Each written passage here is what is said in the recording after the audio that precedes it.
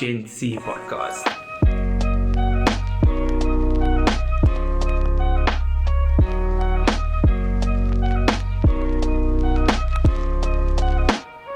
Welcome to the Gen C podcast.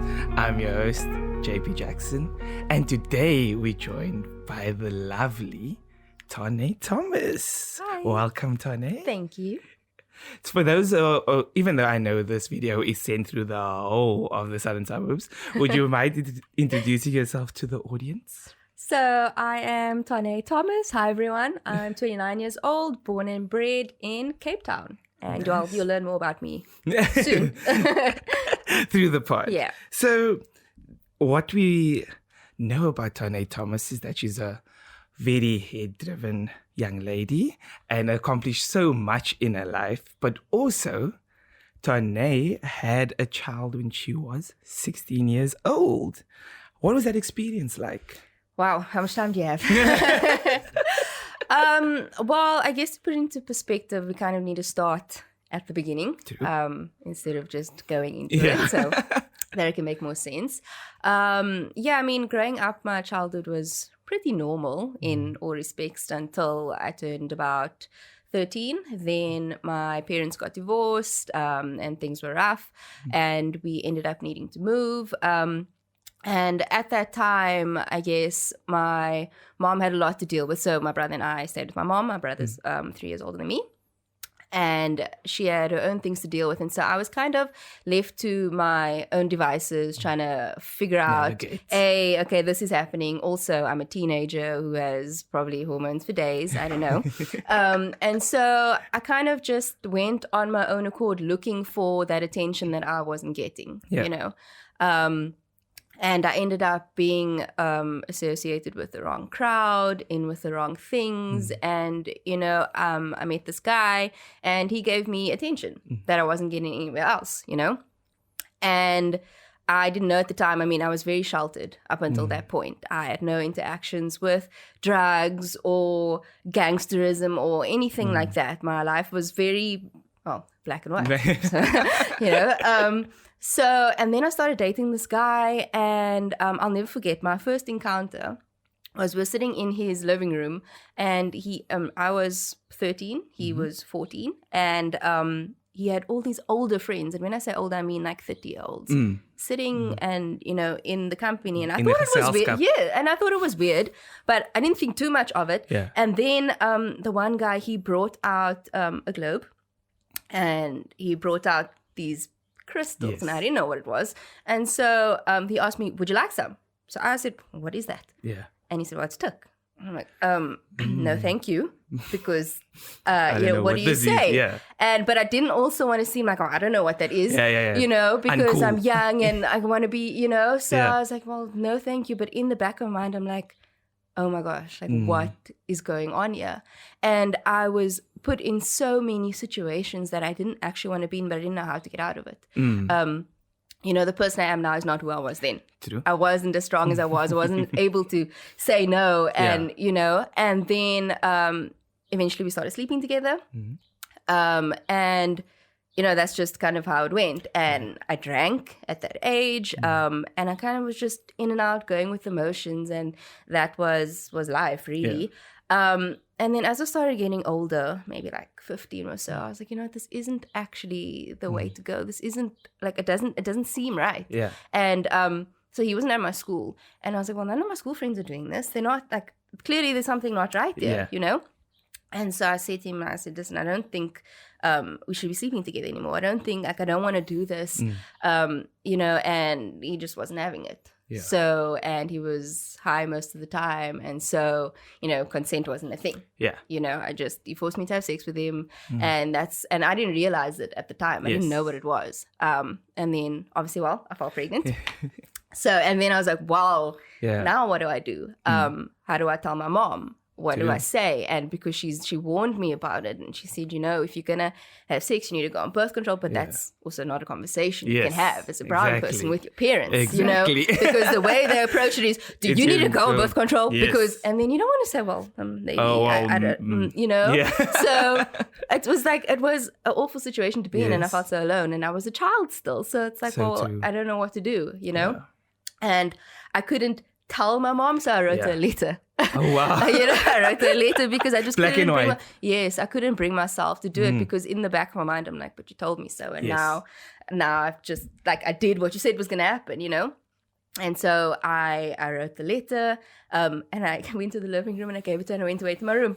And in retrospect, I'm like, what were you thinking? Anyway, and so I waited for her, and she came into my room and she's like, listen, what is your plan? What are you going to do? She didn't know how far along I was at that point. I was already almost 6 months pregnant. Oh, wow. And I don't know why, I just hit it so well. Anyway, so there was nothing to do. Not that I considered aborting or anything like that. I was just like, literally I said, I'm gonna have the baby. That's how I said it. So she said, look, Tahné, there's no point in shouting at you and going ballistic and whatever.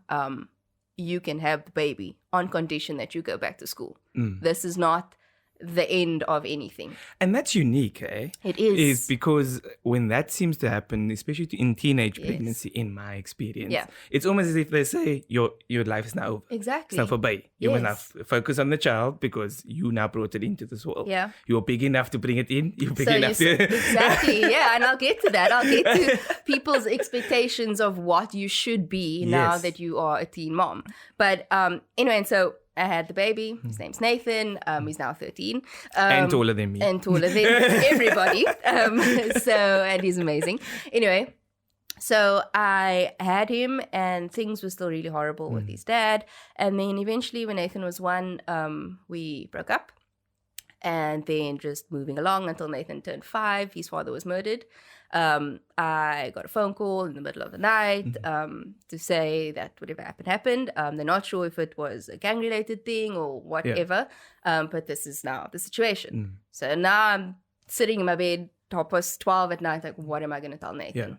I mean, to be honest, and this might make me look like a bad person, but I wasn't. I was like, okay, this happened. Yes. Now I'm not thinking about myself. We didn't have a good relationship. Not that I ever wished anything bad, but I'm like, well, okay, we weren't together, cool.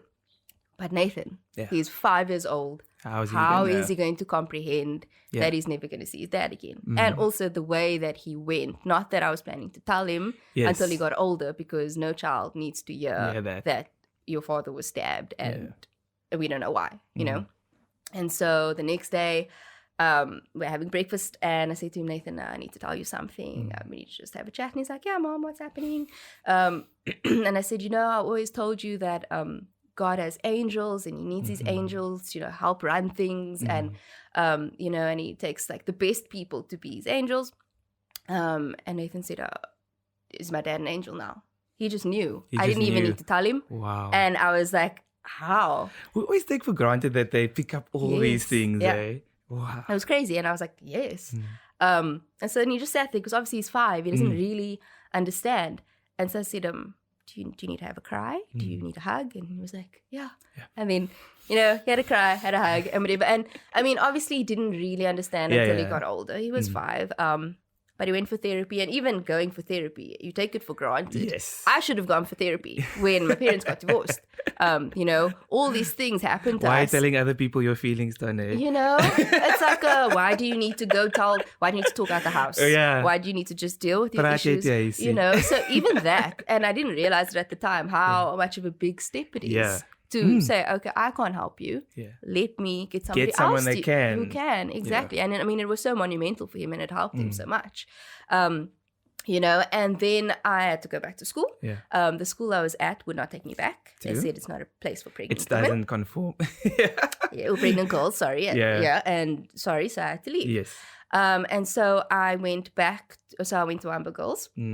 From grade 11, and that's where I was. And so I had to, my headmistress suggested that I see one of the school counselors, which I did. And she told me after my first term there, so I did really well academically. Yes. And she said, nobody expects this from you. Yeah. You know, you have a child, you don't need to do so well. I was like,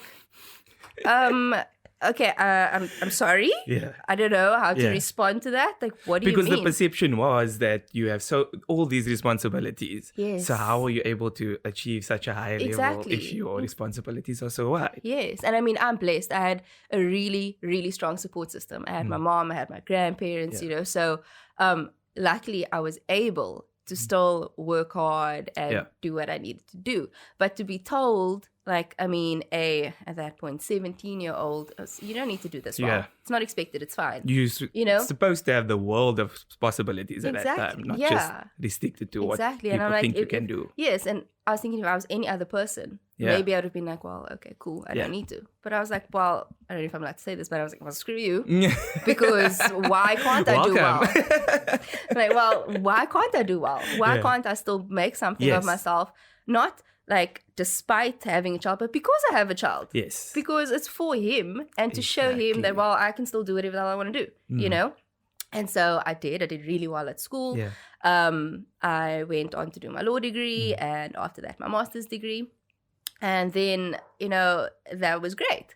But there was always just this stigma of first, when you speak to me, if you don't know me, you see Nathan. Yes. Nathan's this big. You're like, okay, but how old are you? Because you look very young to have a child. Exactly. Literally, I was at a wine tasting once, maybe 2 or 3 years ago. Ooh. And yes, Nathan was with. Thank you for the invite. Well, Nathan was with, and he needed to go to the bathroom, so I showed him where it is. This lady, I've never spoken to a senior in my life. Oh, look at your brother. He's so cute. So I said, not my brother. No. I'm sorry. I'm lying. Nathan said, I'm not her brother. I'm her son. It's my mom. So then the lady looked at me, really? So I said, yes. She's like, but how old are you? You look so young. Like, okay, it's your business. So I said, I mean, sometimes I'm a bit underhanded. But I'm like, well, yes, I had him when I was 16. However old I was at the time. Yeah. And she was like, you know, and people still look at you, but then as soon as when they ask, well, what are you doing now? But then if they, well, at that stage I was an attorney. Yeah. Oh, okay. Then it's acceptable. Yes. Because you did it's almost something. As if you did something right now. Yeah. So it's like, it's fine to judge you until we find that you did something, which I think is so ridiculous because, you know, and in general, like teen moms, they don't have the support that they need. Exactly. They still have people looking down on them thinking, well, you were probably just sleeping around or whatever. And I can tell you, there are so many people actually sleeping around. They just don't have the child to show for it. Yes. And so what? Yes. If it's the decision that you're making, you know, things happen as well. And why should that, and I don't mean this in a bad way, why should that misguided moment be such a blight on your whole entire life? Yeah. Which is so common, especially in our space, that you have one oopsie. And I don't mean Nathan is a oopsie at all. Absolutely. I mean that moment was at a point in your life where you didn't have complete guidance and the complete support. Exactly. So why should that affect your entire life? Yeah. Whereas there are so many decisions we make every day that doesn't have the same consequences. Yeah. You falling on your bike one day just means you're going to ride bike better. Yes. It doesn't mean your whole career and your whole life has now changed course. Yeah. And that's amazing, Tahné. That is amazing. Yeah. Even you sitting here now, you can see how you're passionate about what you're talking about, and you're living through that. And I think it's really important that our audience sees that. People like us need to see that when this happens, it's not the end. It's just a start of more possibilities. Yeah. And thank you very much for coming to the pod and sharing your story and for being amazing like you always are. Thank you for dropping by. Don't forget to like, share, subscribe, and let the Southern Suburbs know that we are out. Holla. Peace.